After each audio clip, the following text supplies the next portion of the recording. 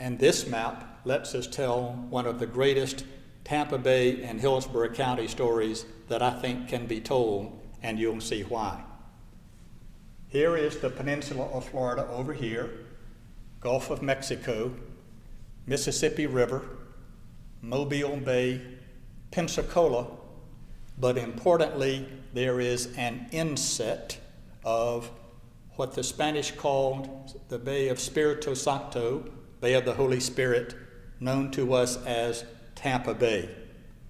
In this map, north is at the left, so to look at it the way we might today, turn this inset 90 degrees because this is Tampa Bay. Here is where the Sunshine Skyway is located. Here is the Interbay Peninsula, and if you look very closely, you'll see a small line that is the Hillsborough River. But the important word there is Hillsborough.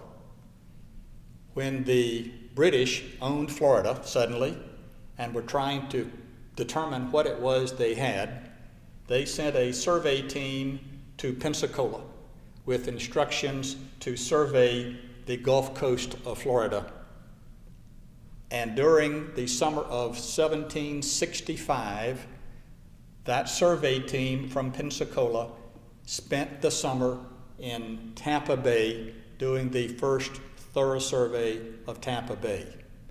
They decide to name this upper right corner of Tampa Bay Hillsborough Bay in honor of the Earl of Hillsborough, who at that time was president of the Board of Trade in London and had a certain amount of political power. But that's not the rest of the story.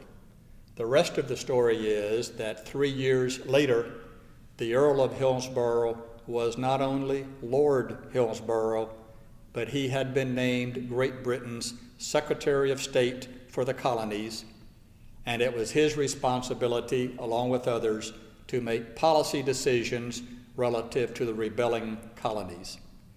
And in that position, he and General Thomas Gage made the decision, for example, to send British troops to a place we know as Boston, and of course we also know that did not go very well.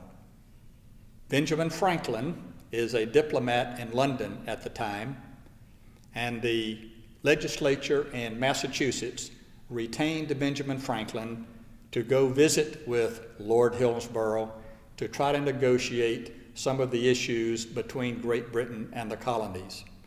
Benjamin Franklin was a natural person to choose for that role because Franklin at that time was generally in favor of the American colonies being part of the British Commonwealth with perhaps more home rule than the British normally gave their colonies. But we don't think that Benjamin Franklin was really thinking very much about independence.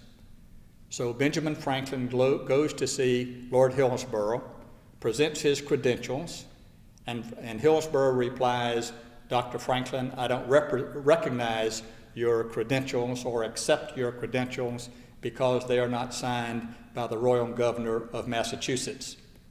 To which Benjamin Franklin replies, "Your Excellency, I'm not here representing the Royal Governor of Massachusetts. I'm here representing the people of Massachusetts, and they have some issues that I'm here to talk with you about."